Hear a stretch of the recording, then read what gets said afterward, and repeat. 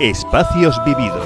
Hoy en Espacios Vividos vamos a hablar de dos proyectos relacionados con el agua, uno exitoso, otro más problemático, gestionados en el entorno de Zaragoza. Y lo hacemos, por supuesto, con Paco Pellicer, profesor de Geografía. Bienvenido. Buenos días. Bueno, estos proyectos, claro, no siempre puede salir todo bien, son contemporáneos, son recientes.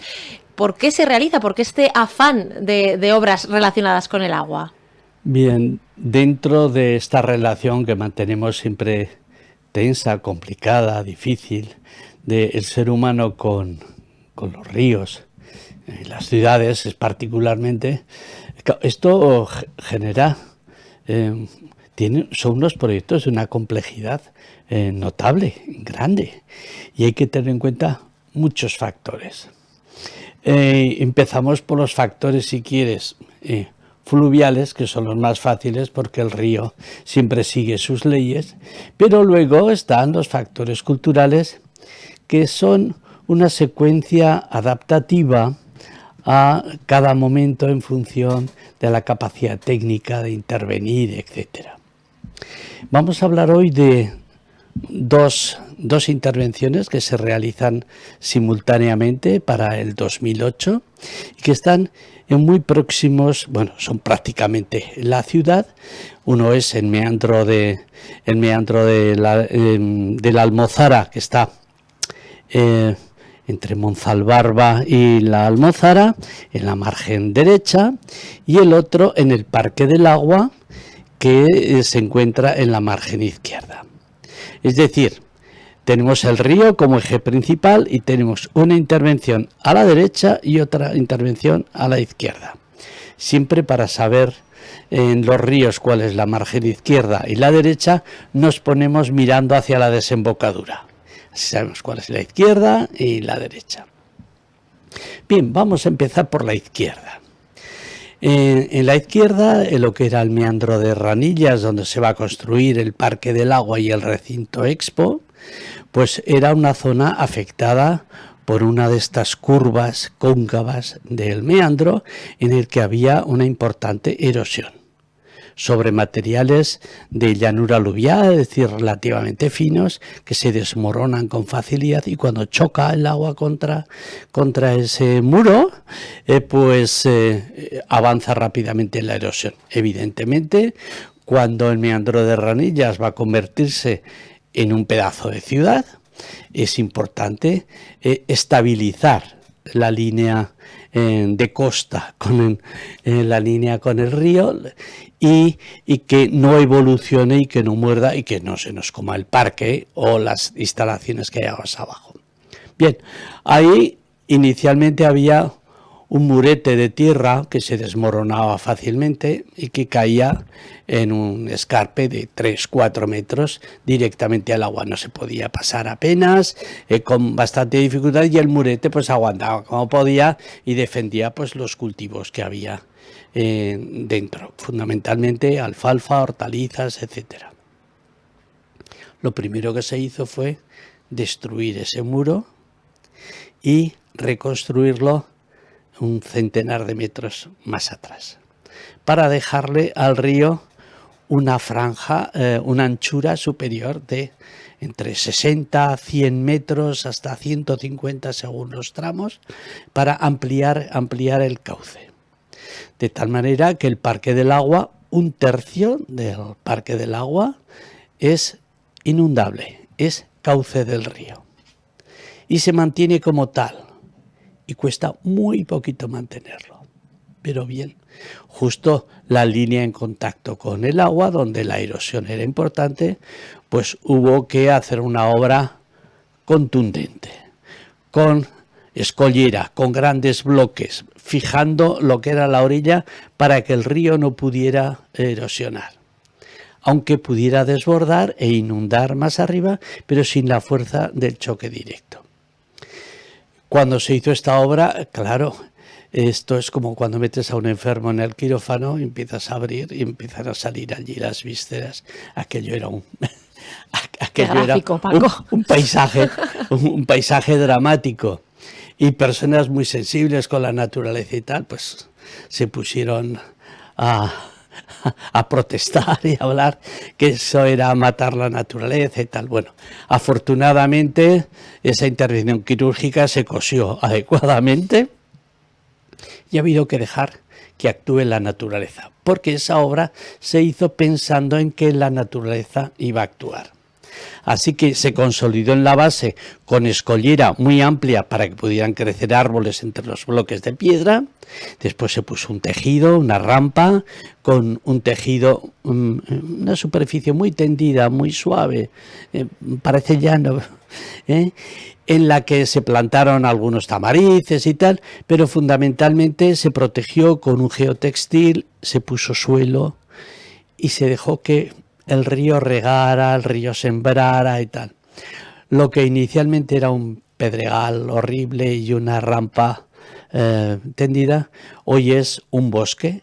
Yo creo que uno de los más bonitos y modelo que tenemos para restaurar otras partes del río, porque hay un bosque que funciona como una galería, como un corredor biológico entre el agua y el parque, entre el río y el parque. A mí esa obra me parece ejemplar y ha funcionado maravillosamente. Se ha ido reconstituyendo y entonces hay una variedad de especies propias todas de las riberas del Ebro. Y tenemos chopos, álamos, el chopo blanco, fresnos, crecen los lúpulos, el lúpulo este que aromatiza la cerveza, pues es una planta originaria también, una trepadora mediterránea que crece en estos lugares, viñas silvestres. Toda esta planta de rango arbóreo o de rango arbustivo y sus herbáceas está formando un corredor continuo fantástico. Y solo hace falta acercarse para poder admirar su belleza. Qué bien que se tuviera en cuenta el río, lo que hemos hablado muchas veces aquí, no vivir de espaldas a él, sino saber lo que va a hacer y dejarle ese espacio, ¿verdad? Devolverle al fin y al cabo lo que era suyo. Exactamente, se le devolvió una parte del cauce mayor y se pusieron un sistema de barreras de defensa para que el parque pues quedara bastante protegido. En cualquier caso, en las crecidas extraordinarias, el parque es inundable y todos los edificios que están construidos en él están construidos teniendo en cuenta ese factor. Es decir, yo creo que en el meandro de Ranillas se hizo un trabajo ejemplar en este sentido.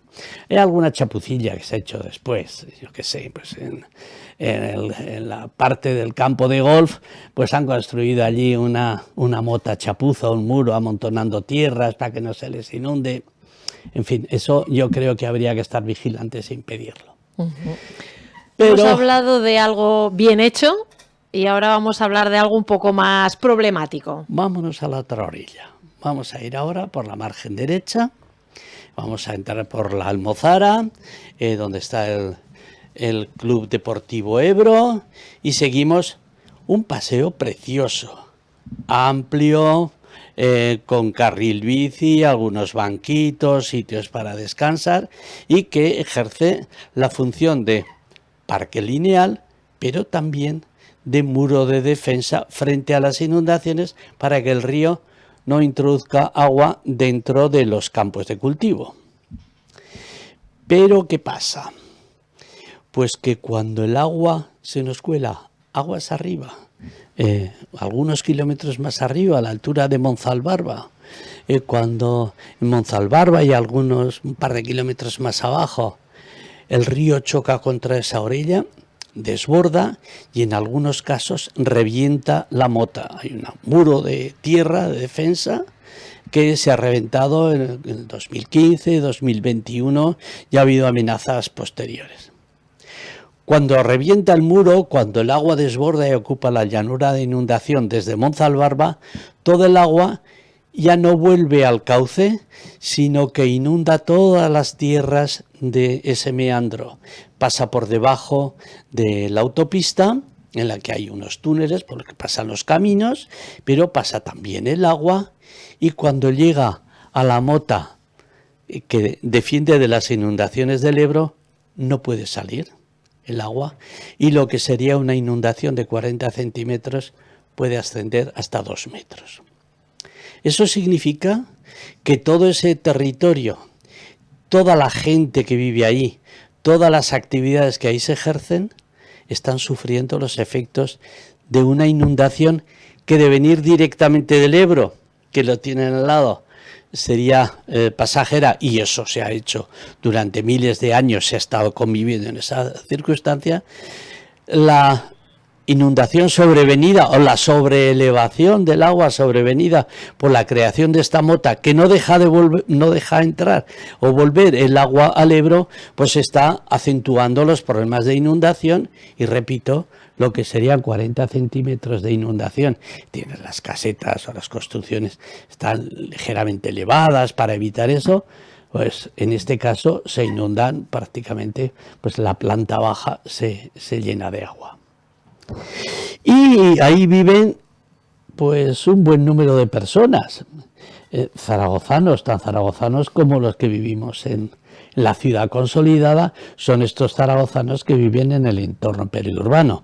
Estoy hablando de unas 212 viviendas, hay unas 550 hectáreas de cultivos, de viveros, de instalaciones ganaderas, hay muchas cosas.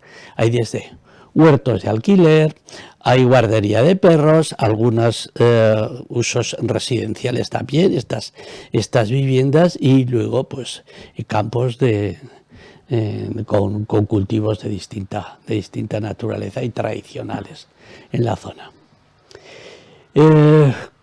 Cuando se detecta este problema y la gente que está viviendo allí, cada uno se ocupaba de su problema, pero claro, cuando surge este desafío, que es dar respuesta a un problema generado por una obra que no se ha realizado, entendemos correctamente, porque tendría que desaguar mejor, esta gente comienzan a unirse.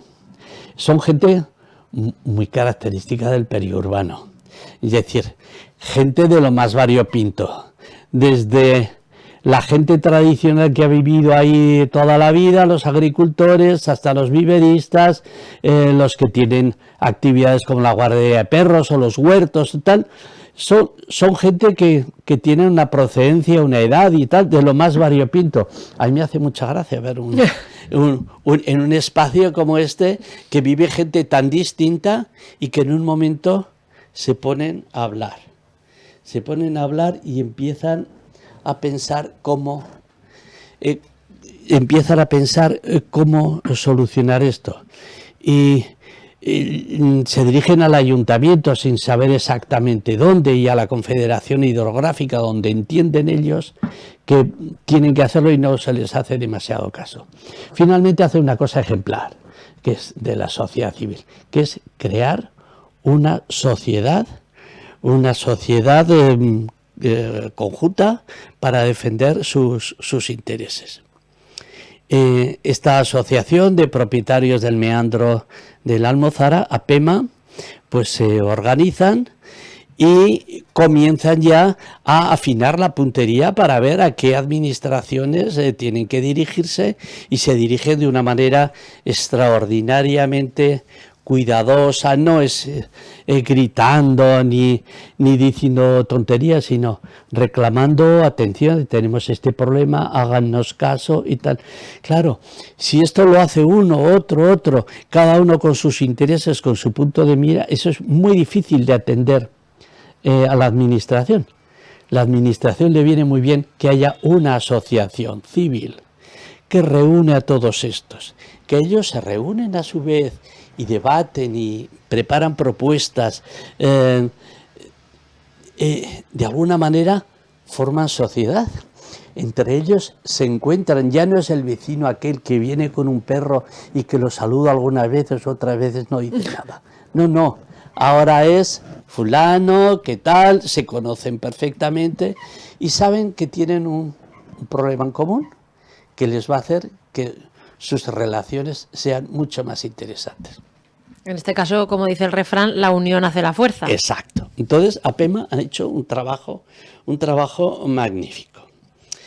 Esta asociación surge fundamentalmente para evitar el problema de las inundaciones, pero a la vez descubren que tienen un patrimonio cultural fantástico. De todas sus acequias, todos sus azarbes o vías de evacuación del agua.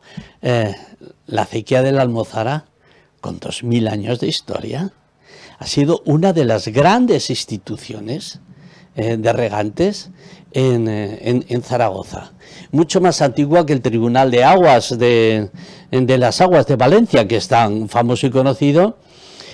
Tienen documentación antigua y tal, y están descubriendo que tienen un patrimonio, además de que tienen un desafío de riesgo de inundación, tienen un patrimonio que les da entidad, que les aúna, que les da orgullo. Y entonces su presidente, Joaquín Murillo, pues habla con una pasión sobre esos terrenos que están llenos de historia, llenos de cultura, llenos de experimentos que ha realizado la sociedad, que tienen un patrimonio histórico, cultural y natural. Y dice, somos el jardín de la ciudad, la huerta de muchos zaragozanos, el paisaje o el paraje natural a orillas del Ebro más visitado de la ciudad y posiblemente el más bello. Yo creo que no se puede decir más bonito, como dice Joaquín Murillo, ¿no? Yo creo que con estos dos ejemplos hemos dado una manifestación, primero, de la vitalidad con la que estos espacios están cargados. Ahí hay vida, bien en el parque con sus usuarios, bien en unos habitantes de esta zona. La problemática, hay dificultades. ¿Cómo se solucionan las dificultades? No con cada uno se arregla su trocico y ya está. No. Vamos a trabajar conjuntamente en nuestros intereses comunes. Y cuando nos ponemos a trabajar en estos intereses comunes de defensa de nuestro patrimonio y de nuestro bienestar, descubrimos además que tenemos un patrimonio cultural identitario que nos da orgullo de pertenecer a ese sitio. Y este es el caso. Ante esa adversidad, de esa adversidad ha nacido algo tan bueno como descubrir todo ese patrimonio. Paco Pellicer, profesor de Geografía, gracias por habernos acercado estos ejemplos de algo que se ha hecho muy bien y algo que no tanto en el entorno urbano de Zaragoza. Gracias. A vosotros.